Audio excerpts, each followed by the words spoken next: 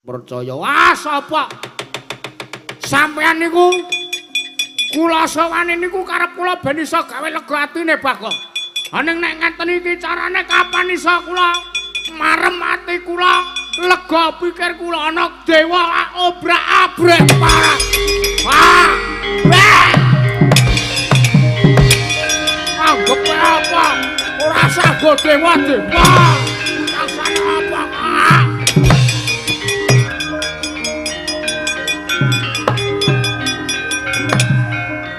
Ayo, Somika.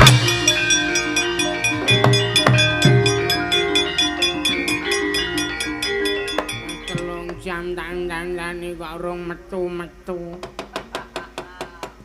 Aku kok malah nguwatirke kanane Kang Mas Bagong, yayangku Bagong. Aku kok wau wis tak elekke nek arep munggah kayangan ki aja nekat. Lagi iki mapan ning repat kepanasan wae mau wis karo misuh-misuh wis lambene elek. Ana apa ya ana jamak lumrahe wong arep munggah kayangan kok entek telung gendul. Kamangka hormat tangan loro ra ya sing arep. Nek ora yayang Bagong kok ora kelakon. Lah kok dadi kanane kok ngutha watiri. Aku kok kelingan rasane kok kaya diris-iris atiku. Aku ki kuwatir karo kanane Mas Bagong. Wong nek urip ya gur ngrepoti. Nek mati aku kelangan aku lara ati Mas, kapan lek arep metuke.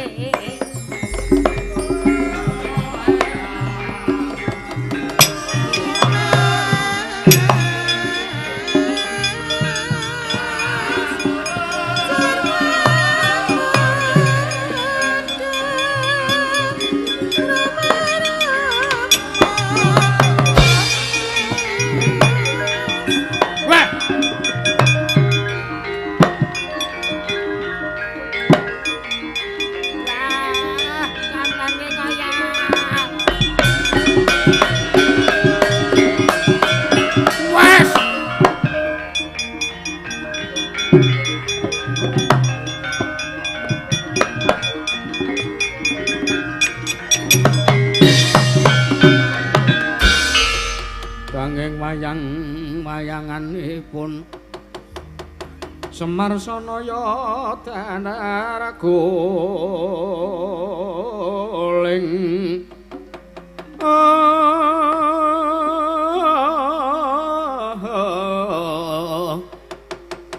basa sempangaken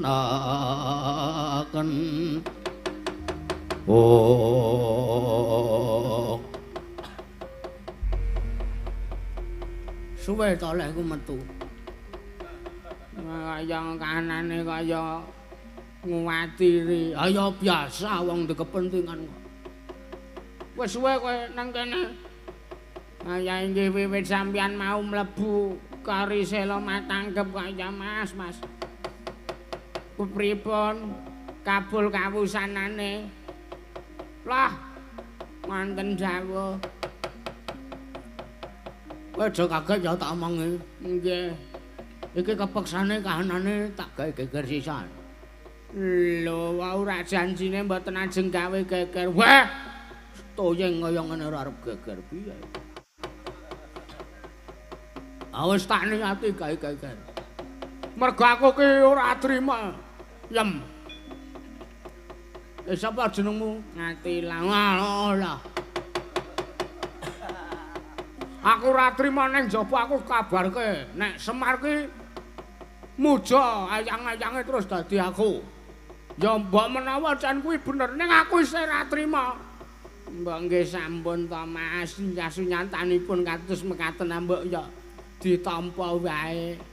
Nyatane sampean urip seprene dimang karo kiyaine Semar, sampean matur nuwun karo Semar. Wah, sudi matur nuwun karo Semar.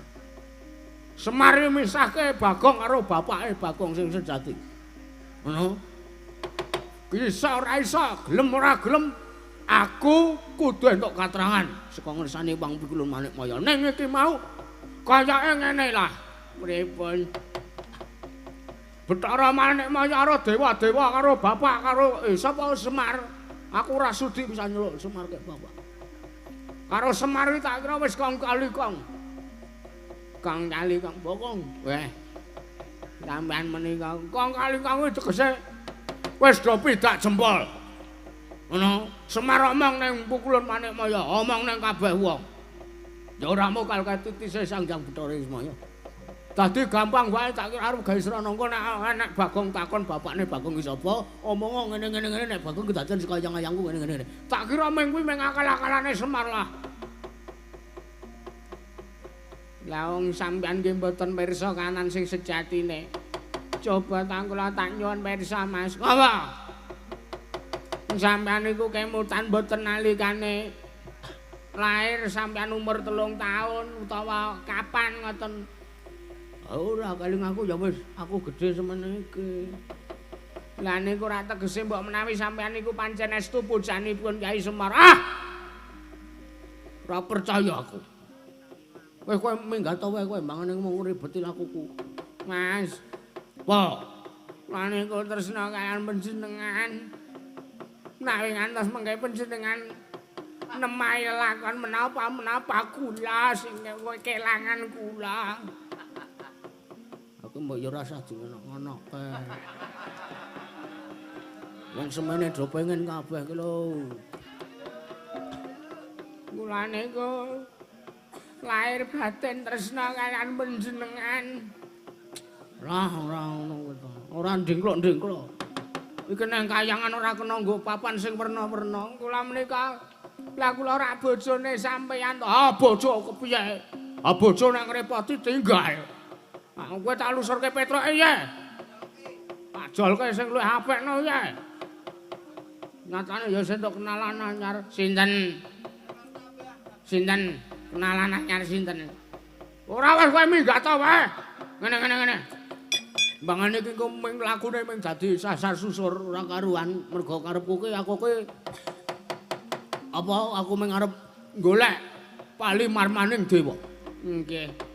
Aku mung kepengin ngerti bapakku ki sing asli ki sapa ning dewa sajake wis kong kali kong karo Semar. Nggih. Mulya.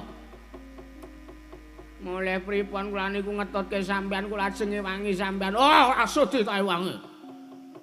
Mangentut ambune ora sebaene kono. Ngetutke aku munggah kayangan mengabul-abul entut.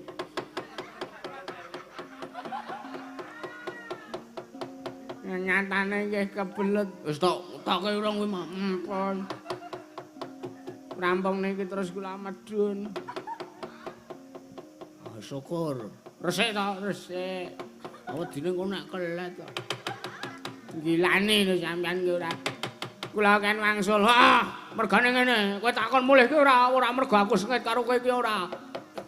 Ning mergo iki anek gawean siji sing aku ora iso nglakoni. Ning ora kena keri nek aku ya ora kena nek aku ora entuk. Napa kowe tak dandani Bagong. Men wujude padha aku. Nggih. Terus kowe meduna engko gara-gara karo garing karo Petrus. Nek mboten lucu pripun? Ora lucu ora apa-apa wis ning waloya kok engko gara-gara. Ora lucu ora apa-apa, sing penting Bagong enak. Nggih. Sing penting Bagong enak, Ponokawan jangkep wis kuwi, penting kowe. Bakune kowe dadi perangane Ponokawan, kowe genepi Ponokawan, aku munggah ning kayangan. Nggih ngestaken dawuh, megengon napas lah. Nggih.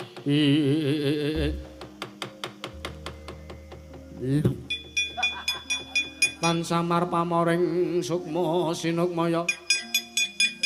Sinukmaya winaya ngasepi.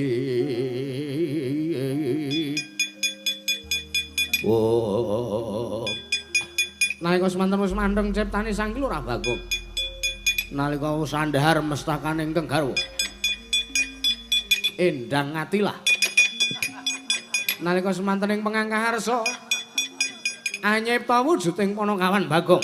Nalika semanten ical wujuding endang ngatilah. Ana wujuding Ki Lurah Bagong tan prabeda persis kaya dene Ki Lurah Bagong ingkang sejati.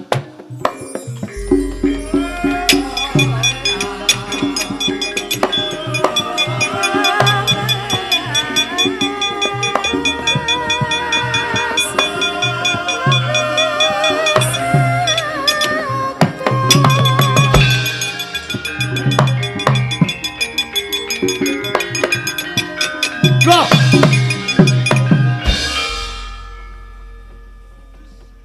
Pripun? Wah iki ra persis aku nek iki. Lah kok lamun dadi bakong tane kae. Wah. Kleru wandane. Lah kleru pripun sampean sing donga kok. Nyantane sampean sing ngemut ndas kula. Ya bra, ngemut kok ming sak ndase. Ming ndase tok mbok kabeh. Wis ape, wis. Iki wis lumayan nek ndagel wis ape. Arep kobong kuwi, isih kobong kuwi mau. Ya kadang kula niku ajar kaya Mas. Ora apa-apa, ora apa. Pripun? Trima mboten? Engko nek tak mut meneh ora wurung meng klamah cangkemku. Lah kersane pripun? Ya meng suarane sing rada beda aku sing angko nek ko Petro karo Gareng curiga. Engko gak iki Bagong membo-membo terus kowe kethak sirahmu kowe badar ngatilah rak. Lah kowe malah nggo jaburan karo Gareng karo Petro. Mboten apa-apa sing penting kula iso cer. Sakarepmu. Wis kana bali. Nggih. Bali gara-gara jangkepi Panakawan. Nyuwun pamit tambeng pangestu nggih Mas nggih. Heeh. Nyanyi. Rasah nembang engko wae. Nggih. Ngatos-atos. Ya aku iso jaga awakku lah. Sing santai wae kowe mlebakune jangkepi Panakawan.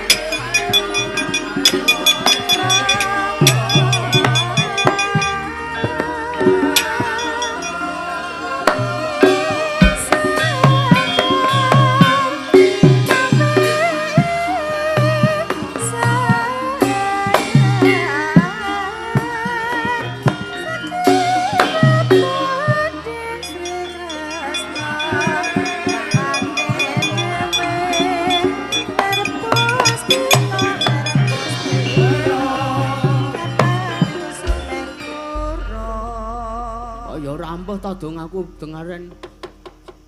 Biasane ampuh aku gawe Bagong aku ya iso e. Kowe kok dadi Bagong kok kaya babi. Wah jan wis ya ora kembar no dadine. Ya ora apa-apa karepe piye dewa-dewa. Sajake wis kong kali kong karo Semar. Ya ora apa-apa. Hak tandangane umpama Bagong mati mungsah dewa-dewa saurarane wetengku wis wareg. Mergo ana tetembungan luwih becik mati kemlekeren bangane mati kengelian. Ora apa-apa. Betara Guru. Tak sawang wis anak-anakmu maju ayo. Endra sak rombongan antenane kene wae ra.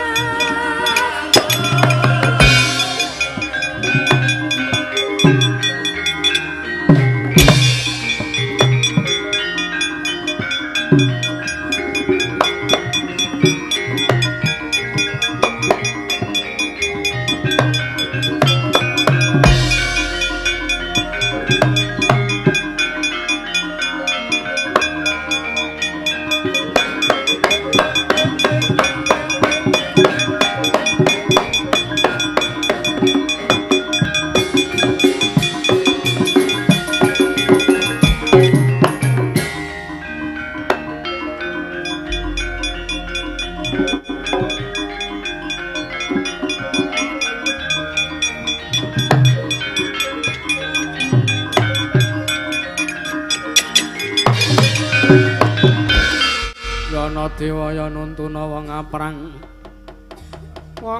jas padha karas saran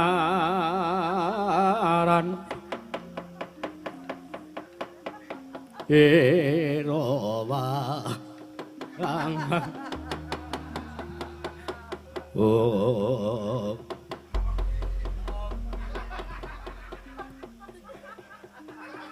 Endra tekan kene bah jan menungso ora tatanan Ponokawan Bagong kuwi uga urung bali. Lho, mau rak semayane aku ngenteni nang repat kepanasan terus kowe arep nututi aku. Mah kowe wah iki pintu ta iki?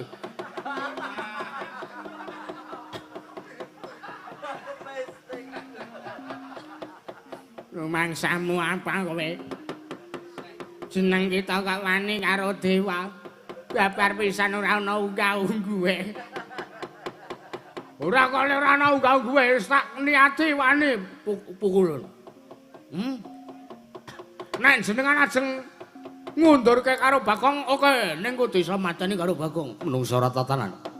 Nek pancen kowe njaluk mati ning kene kowe kelakon. Oke, ora apa-apa, saura-urane weteng kula pun wareg. Itu mau kula mati niku dalam keadaan kemlekren. Mboten dalam keadaan kaliren. Lan saura-urane nyawa kula pun tentrem. Nah iya. Kowe ora minggat saka repat kepanasan apa kelakon kowe wis sumuk nyawamu? Apa kelakon kowe? Kowe. Ayo. Kowe ora nampa katrangan saka Iwang Pikulun Manikmaya. Oh, lha ora sudi aku nampa katrangan fiksi. Hah? Asih diceritake nek Bagong dadi wujud pujan, akeh mung cerita film kartun nek diomong-omong kowe. Mangko aku ki buta kasunyatan lho, Ndra. Lho, ora basa. Ora sudi basa ngapa basa karo kowe. Wong bayaran murah pati gedhe kok.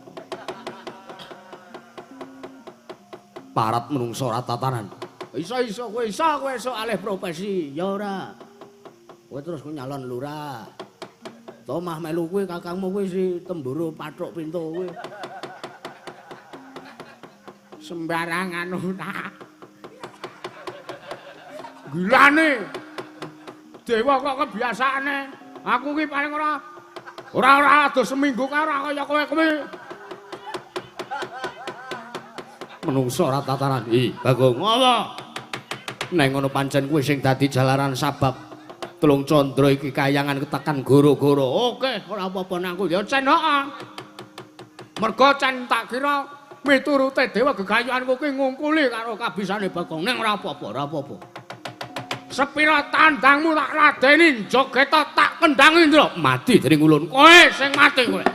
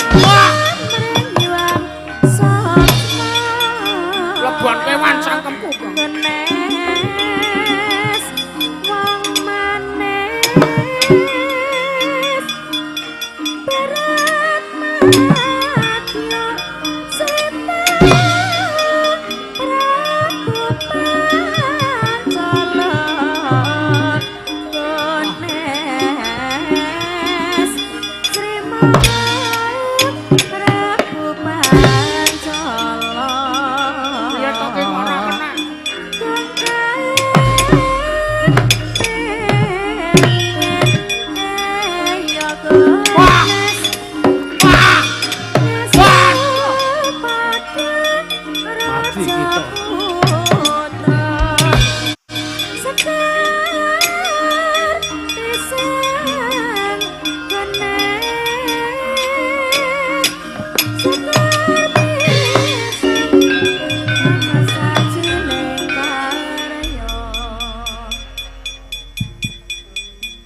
Wah, jan. Ora ana wong ngejak omongan kok kowe nunglok ki ngapa? Arep nyeler rokokku apa piye? Ora ana wong Jawa apa-apa. Wah, iki ngrekoso. Aning ya piye wah. Dewa ngantem aku das-das. Indra ngantem cengelku das-das. Aku ngantem pisane kok ming mak klekus. Ah, jan wis ngrekoso iki kanane kaya ngene. Aduh. Wah, ngrepoti tenane. Sek. Ama arep budal diomongi karo Tulkiyem Ngatilah kae mau. Wah, iya walah Dewa Mata Kaji Lembu Sekilan. Sek ning kok iso mah Ngatilah sing ngomongi aku nek Dewa Mata Kaji Lembu Sekilan ya. Mongko dayane Aji Lembu Sekilan ki ketoke kena ning isih kurang sekilan. Wow, ya. Aku paham saiki. Wah, ya ketoke kena ning isih kurang sekilan. Dadi arep pokoke wis kemringet kake jebule isih kurang sekilan. Yo, cobane.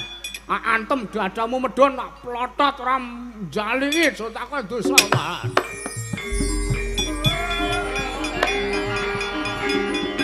Maju Andra. Maju.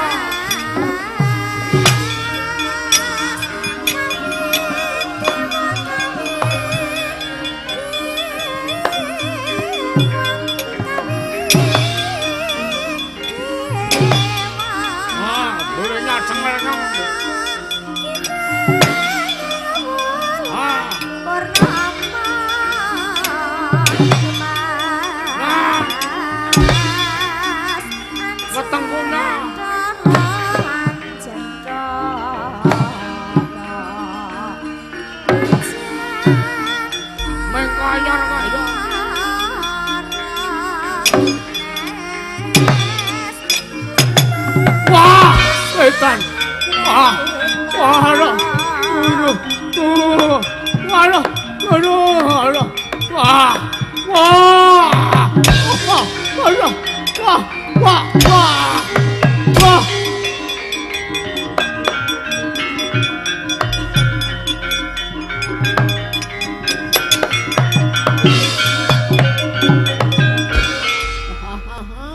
Modar kowe.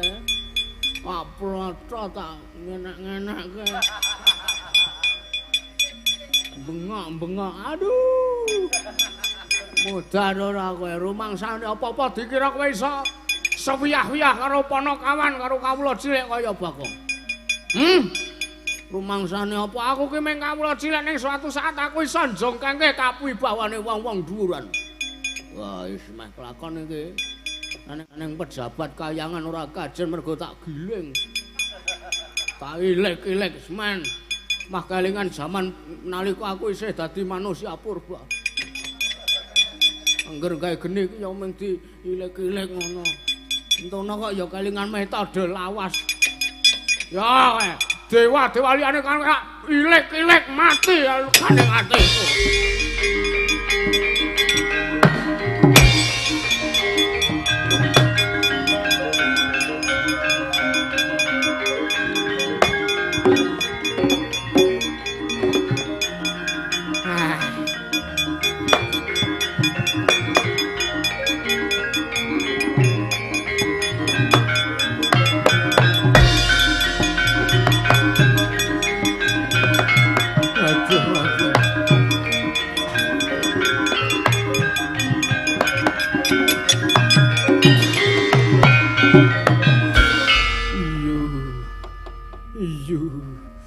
Ngapa kok digoceki Kakang Bathara Indra Wedan?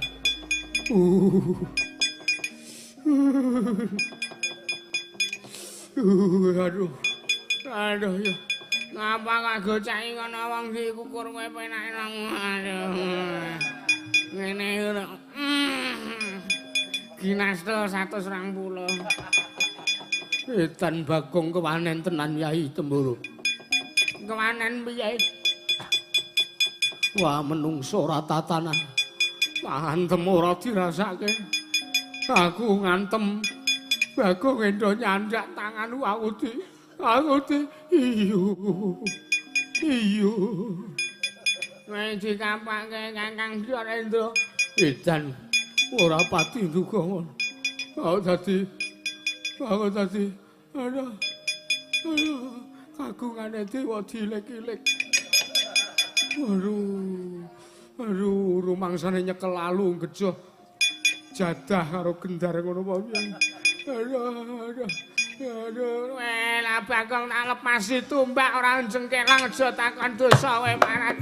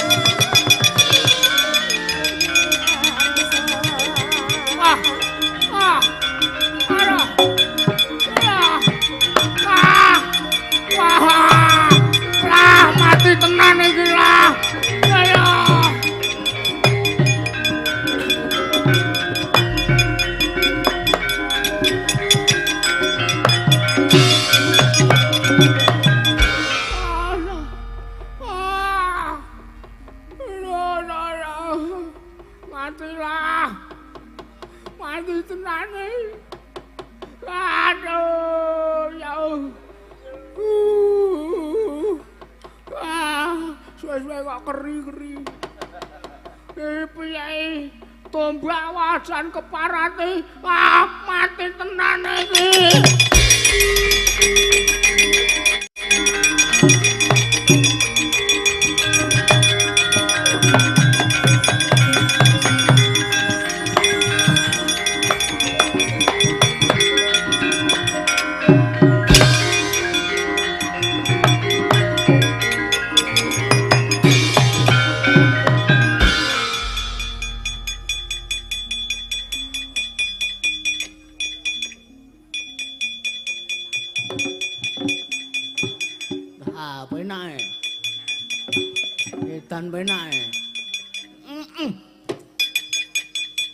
Parat mangsane apa kok ngeculke tombak sageleme dewa? Dewa uraan kowe. Anggepe apa? Apa dikira Bagong kalah dengan satu pukulan? Ya, Pak nek aku ora nglakokke tendangan balik. Sengara offset aku. Rumangsane apa kowe ora? Oh kae dewa sing sak kukur-kukur terus diambu kae. Wah ya kowe. Ditenana kowe. Tombak balake ngener pirantimu kelakon jalingi kowe.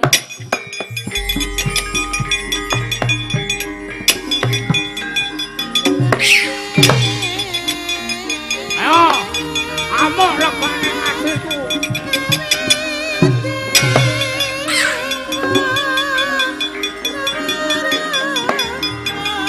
Mati kowe. Mati. Mati kita bangga, mati kita. Wah! Wah!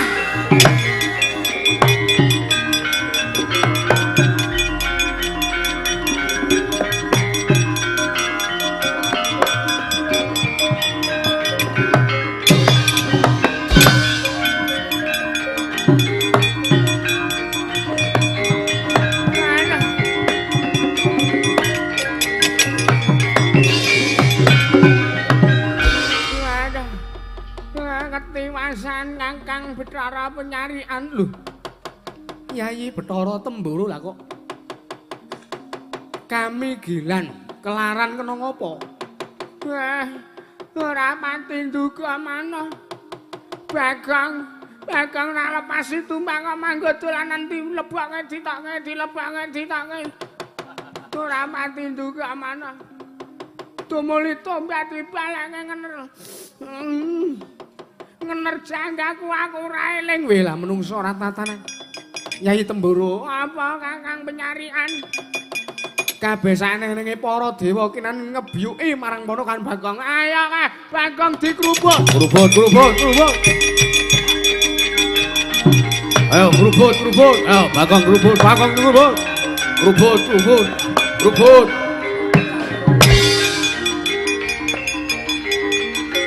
Menungso ora tatanan. Krubuk Bagong.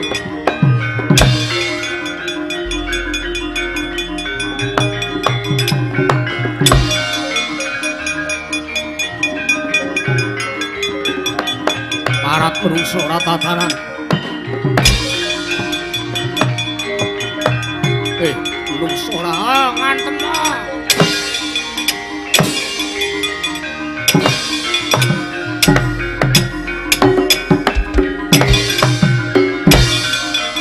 Maju. Menungso ora tatanan.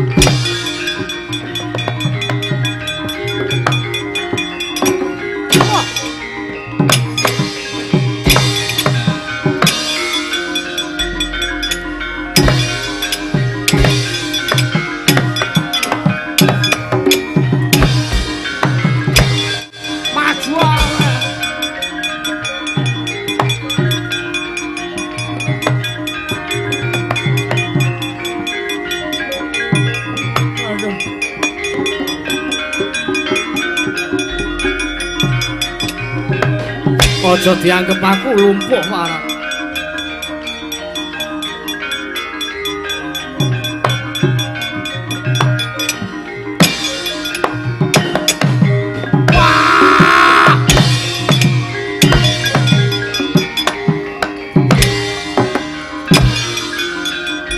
Ya, anggepe apa ora?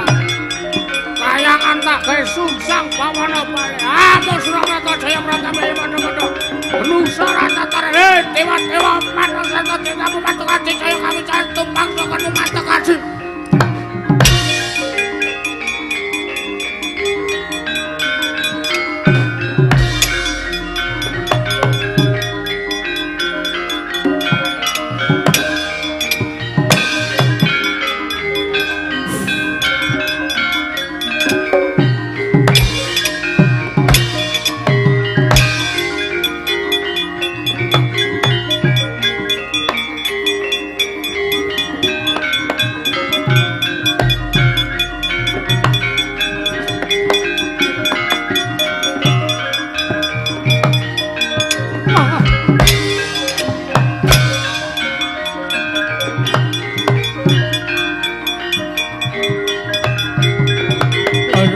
Kakang Yama Dipati ketilasan.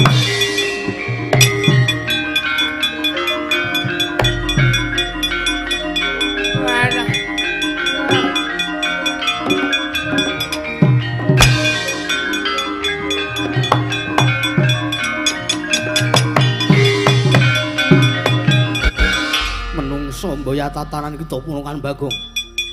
Isa-isane dewa digawe bubar mawut. Nungsang puyang numbuk bentus ngudel bingung. Kowe dewaning geni kok bingung Tama. Lho. Kakang Yama Dipati. Panjenengan ngluputaken Kakang Rayeng Swargadana. Ora kok jeneng ngluputke aku ki ngerti wae dewa ampun ning emane kowe goblok. Nek cara aku wong nek duwe kemampuan linuwih ku mbok ya dicakke to. Kamkap kegiatan menapa? Lho kowe ora iso ngetokke dahana geni to. Aku tamakno ning awake Bagong. Weh, lah kok nembe kemutan. Ngono ae.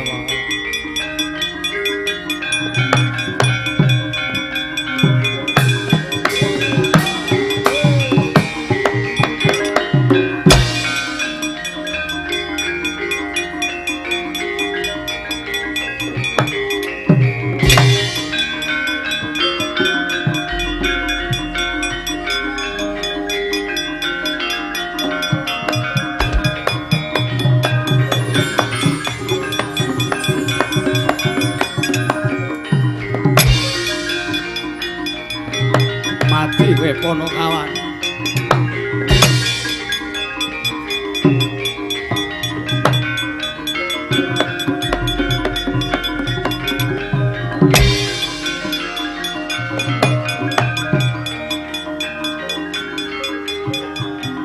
Apaan nih?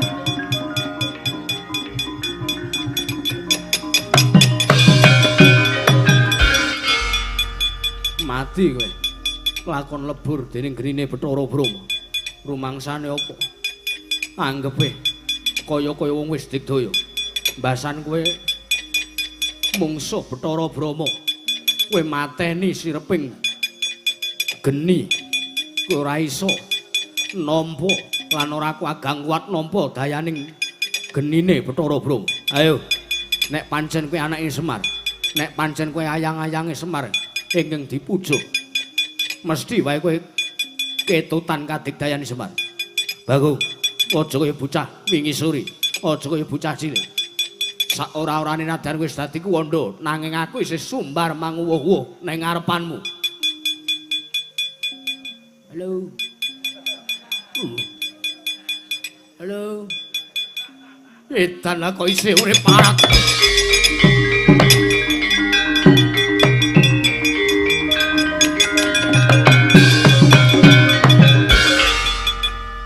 Selawe dolanan geni lho.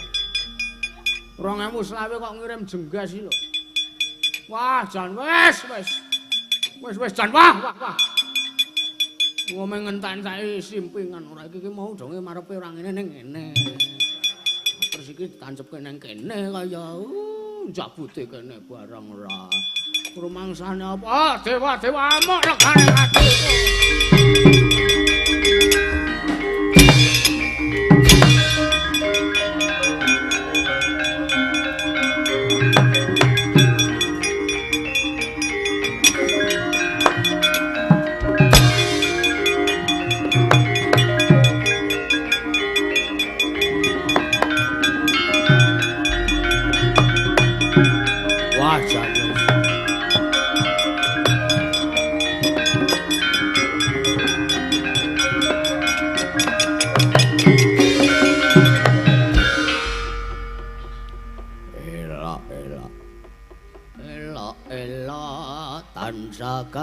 Gandrung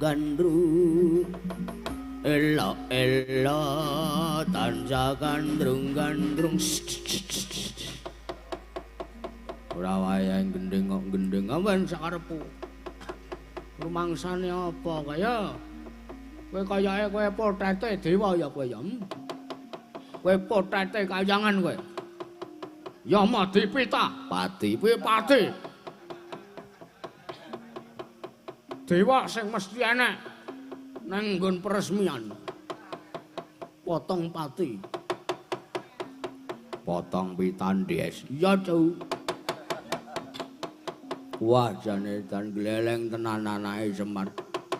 Lah kok dadi kowe ngobrak-abrik kayangan Bagong apa sing to karep kowe? Aku ki mung arep anu. Ngerti bapakku sapa sing sejatine pukulun. Aku ki ora arep kok teges ngrusak kayangan ki janjane aku ya ora karep ngobrak-abrik kayangan. Ning gandeng kae bosmu juraganmu sing tangane papat kae. Sapa? Bathara Guru kae. Bathara Manikmaya kae. Wah. Kae ora kok goroh, kae ora kok ngapusi Bagong. Ning pancen kasunyatane kaya ngono. Kasunyatane kaya ngono piye? Kowe iki yektine dudu anak kandunge Semar ning kowe iki anak pujan sing dumadi saka ayang-ayange Semar. Antut berut. Ora percaya aku taunana windanana ambok nganti sing gawe urip ngomongi aku kaya ngono. Aku sing ora percaya nek Bagong ki dumadi saka ayang-ayange Semar. Wah, sak karepmu percaya karepmu ora ya karepmu. Sing penting aku wis ngandhani kowe arep percaya karepmu, arep ora ya karepmu. Ya mung nek cara aku. Luwung boyo kowe bali banyak jabut nyawamu. Mana jabut-jabutan. Kowe ora wedi jabut nyawamu. Ora wedi. Aku mengesuk-esuk entuk gogorokan siji kok. Ora dijabut kae ora dijabut yakin gogrok aku. Aku ya tak selenggarake iki tek sapa kowe aku ya. Wah, menungso perang mah ngabul-abul entut. Yo ben. Ora nesu apa piye? Ora trima ngono apa piye? Ayo. Aku tak ketemu karo Bathara Guru. Aku tak ketemu karo Bathara Guru sing pungkasan saurunge kayangan tak obong tentean. Wah, jabut nyawa. Wah. Wah. Wah. Wah. Wah. Wah.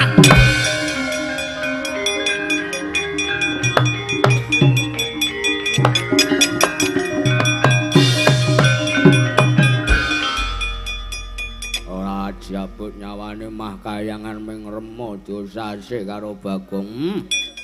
Bisa gegem nyawamu kowe Panakawan. Tak kira ora ana sing bisa ngrusak kayangan meneh. Oh, perkara iki tak kandhake Wangmi Kulon Manikmaya. Nyawamu wis tak gegem wandamu wak lebu ning kawah Candra Timuka. Wah, jan iki kene nyetrom ae ciar kene.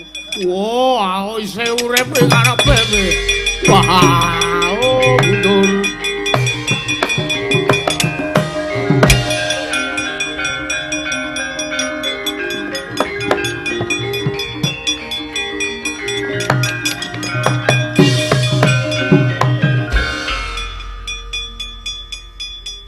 Dewa Petruk jabut tok meng rambute. Mbok ya kabeh. Saura-urane arep melu kae wong ora dicak ya melu ya melu. Nyatane ya kula nuwun sak sikil-sikile kok. Oh, ya Madipati kewirangan mungsu aku nyekel sirahku karo njabut nyawaku. Gandeng aku iki cah digdaya. Sengara aku kalah mungsu ya Madipati. Apa padake wong tipis. Ayo. Dewa-dewa sakayangan ngrubuta Bagong aku ora bakal wedi parat.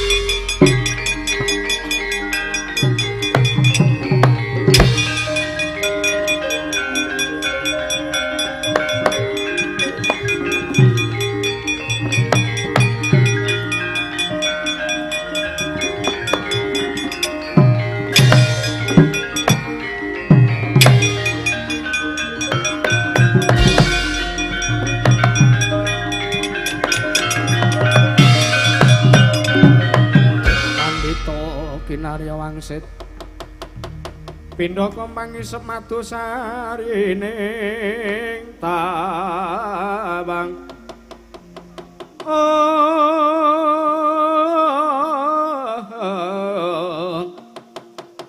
susuh angin ngendi nggone oh ngawur kencang apa iki meneh rule. Bathara Ceret. Wajan-wajan bocah trondolo tenane ya. Ya jeneng kita iki dugal warisan ya aja kebangetan kaya ngono. Ah apa? Kowe gak dicuwiki. Cengket-cengket cing. Wah, nusa ora tataran Bagong ngono. Wah, banyak basa. Saurane jeneng kita ki basa, ya arep aku ki ngerti. Jeneng kita ki sengit karo ulun. Saurane basa, saurane ngajeni sithik. Merga iki dudu papane manusa iki papane para dewa lho, Bagong. Pripun? Jeneng kita ki kudune nglenggana, yen ta Semar ki minangka wong atuwa kita ingkang sejati. Ah! Aja bengak-bengak ta. Ulun ki pirsa, ulun ki ngerti telak kita wis basa. Wah, ya ben, basa ya ben. Nyatane aku ki pengen ngerti basa, mung kepengen ngertos tiyang sepuh kula niku sinten kula kok sampean sajae mah kong kali kong karo Semar. Do gawe crita nek Bagong niki anak Semar sing dumadi sekayang-ayange Semar. Ora iso kaya ngono ora trima, kula ora trima. Nek jeneng kita ora trima terus jeneng kita arep ngapa? Nek jeneng kita mboya trima terus jeneng kita arep ngapa?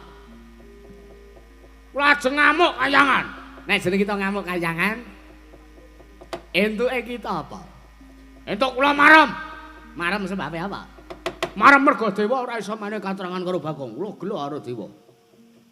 Wah, jan bocah ora tata tenan. Oh, ben ora tata, jane ora ditata kok nang kowe. Lah ning enten sing nata ngoten ora tertata urip kula.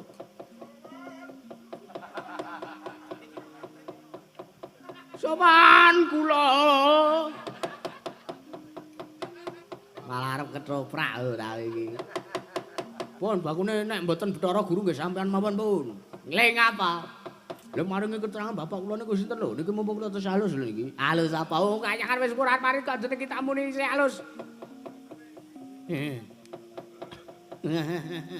Guyu ora?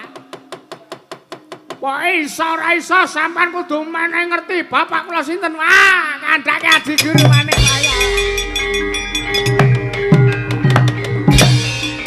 Wah, kandhaan kok kae.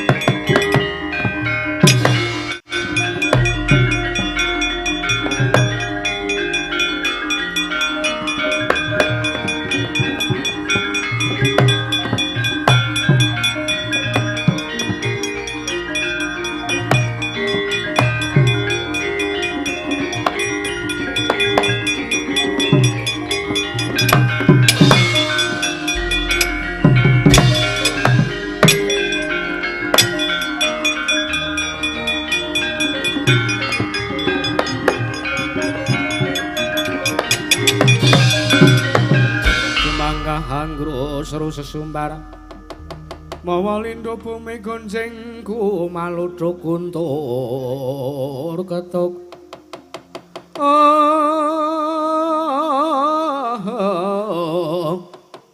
ku maluduk kuntur ketuk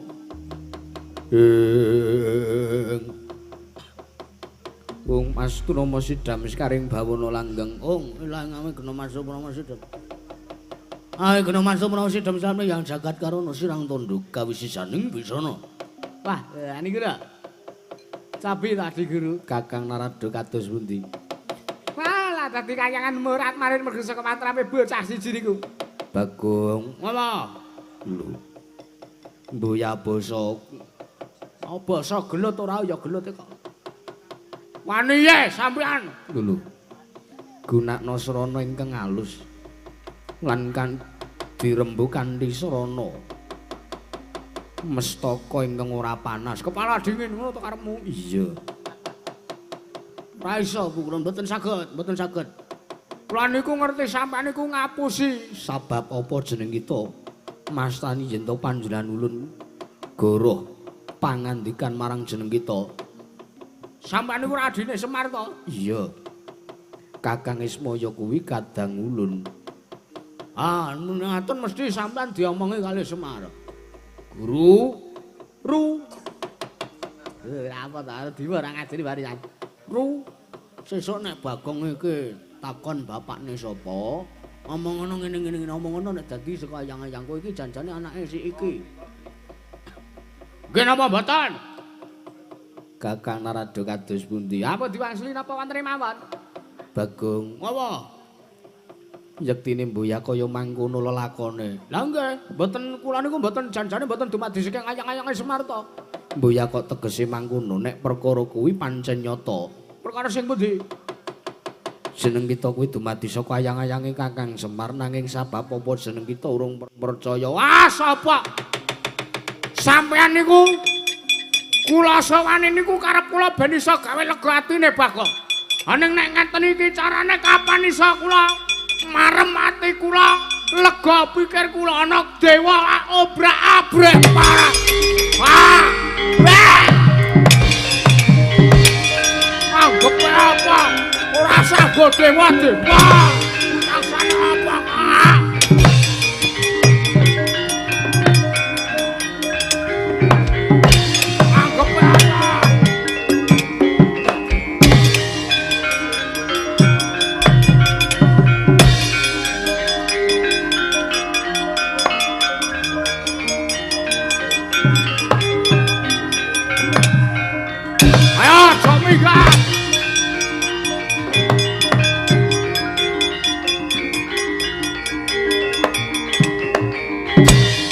ora dadi.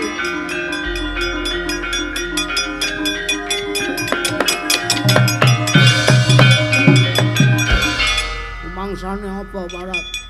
Cara gurarak minggat karo Ruli kae. Wan bareng nang ndi kae? Mangsane apa? Amok legane aku nganti kiamat tak uyahe Bathara Guru sik. Iki aku nek nggo ngene mah kaya wong arep pawe 17-an. Pungcir pungcir pungcir pungcir pungcir pungcir pungcir pungcir. Salahne wae. Makaya wong arep pawe ora jan wis ora rumangsane apa amuk legane atiku kae Bathara.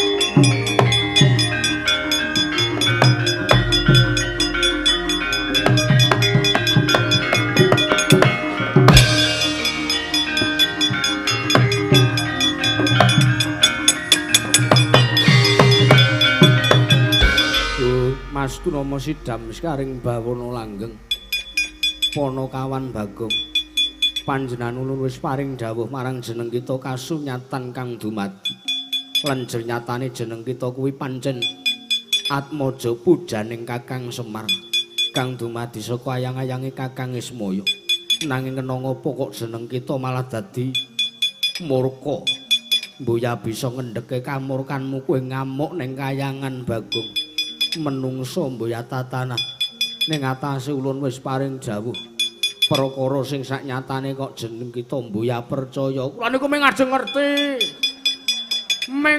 ngerti kasunyatane nek sampean ora iso ngandhake nggih gelem ora gelem kula amuk sampean